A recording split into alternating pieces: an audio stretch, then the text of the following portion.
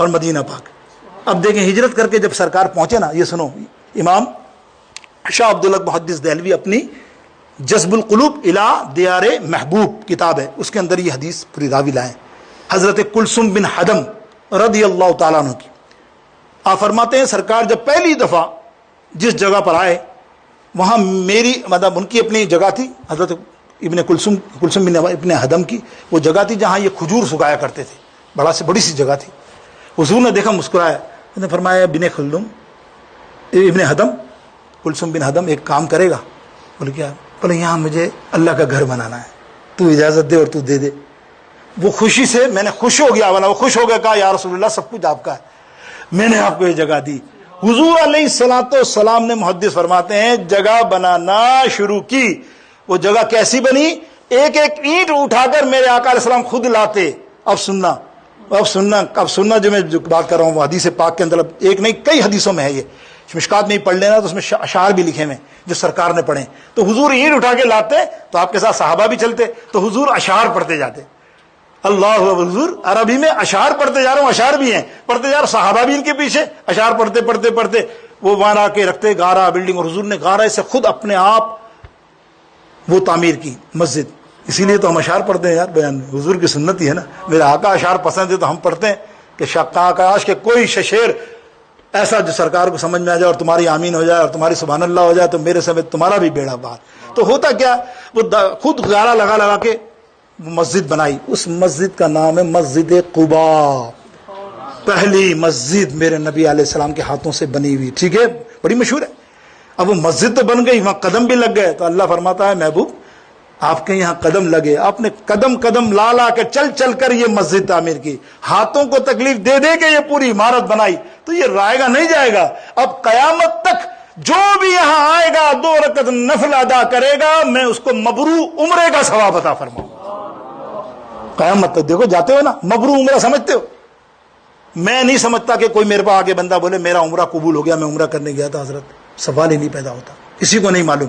لیکن یہاں اللہ کیا فرما رہا ہے, اس مسجد قباء میں جو 2 رکعت نفل پڑھے تو کیا ہوگا, اس کا مبرور, اس کا عمرہ ہی قبول والا ہے, فکر ہی نہ کرے, صرف 2 رکعت پڑھ لے. کیا شان ہے میرے دوستوں. یہ نبی علیہ السلام قدم مبارک کی بات ہو رہی ہے ابھی تک, تو میں تشریح کر رہا ہوں سورت کی. اب دیکھیے مسجد نبوی بنی تو بھی سرکار نے بنائی, تو پھر کیا ہوا, 50,000 نمازوں کا ثواب. ایک ہے کیسی مسجد نبی, ایسے نہیں جہاں جہاں سرکار کے قدم مبارک لگے ہیں نا, اس کی شان ہی اور اس جگہ کو. تو میرے دوستوں بزرگوں, اور کیوں نہ ہو, دیکھو بات یہ ہے, مدینے کا دن, مدینے کی راتیں, یہ تم نہیں جانو گے.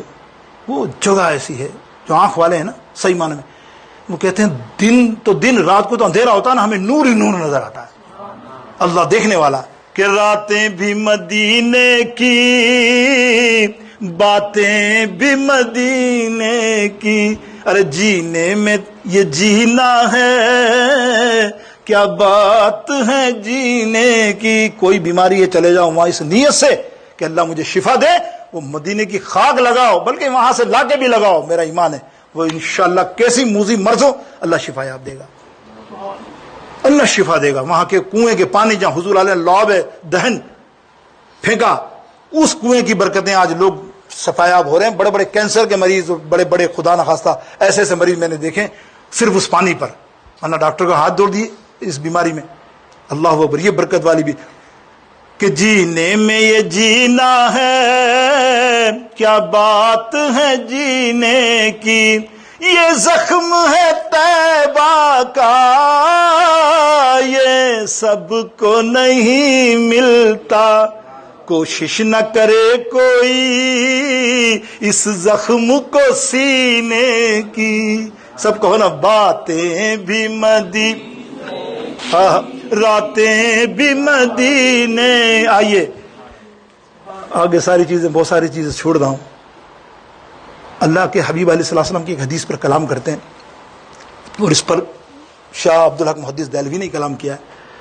فرماتے ہیں سرکار علیہ السلام نے فرمایا, والمدینۃ خیر لہم لو کانوا یعلمون, او کما قال رسول اللہ صلی اللہ علیہ وسلم. یہ حضور نے کب فرمایا کہ ایک وقت ایسا آیا کہ مدینے سے کچھ لوگ باہر جا رہے تھے دوسرے شہر موو کر کے, تو نبی علیہ السلام نے فرمایا تم نہیں جانتے مدینہ خیر ہے, مدینے کے مدینہ بہت بہتر تھا تمہارے لیے، بہت اعلیٰ تھا تمہارے لیے کہ تم اس کی حقیقت کو جان نہیں سکے. لو کانوا یعلمون، تمہیں معلوم ہی نہیں ہے کہ مدینہ پاک ہے کیا. میرے دوستو بزرگوں، مدینہ پاک کی عظمت کے بارے میں تم جان نہیں سکے ہو، تم چھوڑ کر جا رہے ہو. اور ایک بحث چلتی تھی مفسر میں آج تک چلتی آ رہی ہے بڑے بڑے علماء میں کہ کعبہ افضل کہ مدینہ افضل. یہ تو آپ سمجھتے ہیں نا. الحمدللہ کعبہ بھی افضل ہے، میرے نبی کا شہر ہے، اور کیا بات ہے، کعبہ تو کعبہ ہے نا، اس پہ کوئی انکار نہیں ہے. مدینہ بھی افضل ہے. لیکن امام مالک موطا شریف، بہت بڑے امام گزرے ہیں، مطلب فقہ کے نمبر 2 40 میں نمبر 2 دیر آر. امام ابو حنیفہ کے بعد کن کا نام آتا ہے؟ امام حنیفہ، بہت بڑے عالم. سعودیہ میں آج بھی کتابیں پڑھائی جا رہی ہیں ان کی. اللہ اکبر. وہ فرماتے ہیں اپنے فتوا کتاب میں فتوا دیا انہوں نے، بولے لوگ کہتے ہیں کعبہ افضل ہے، میں کہتا ہوں مدینہ پاک افضل ہے. فتوا ہے. اور فرما تو دیا، اس کے بعد آپ نے پریکٹیکل کیا. 50 سال تک مدینہ شریف میں رہے، ایک حج کیا تھا، اس کے بعد حج بھی نہیں کیا، عمرے کے لیے بھی نہیں گئے، مدینہ پاک میں رہی. پوری تفصیل میں بیان کر چکا پچھلی کئی دفعہ، لیکن کہنے کا مقصد نہیں. وہ کہتے تھے لوگ آپ حج پڑھنے نہیں، بولے مدینہ چھوڑ کے کیسے جاؤں، تجھے کیا پتا. سرکار نے کیا فرمایا؟ سرکار فرماتے ہیں جو مدینے میں مرا، حضور کی حدیث پاک ہے، جو مدینے سے میں رہا اور مرا، اللہ اکبر، اس کی شفاعت مجھ پر واجب ہے. اندازہ کیجیے، آپ فرما رہے ہیں. بولے تو کیسے کہتا ہے کہ میں مدینے سے باہر نکلوں گا اور زندہ نہیں رہا تو میں تو بیکار ہو گیا نا. کیا محبت ہے، دیکھو مدینے پاک سے چپے چپے سے کیا محبت ہے. اور اعلیٰ حضرت کیا فرماتے ہیں؟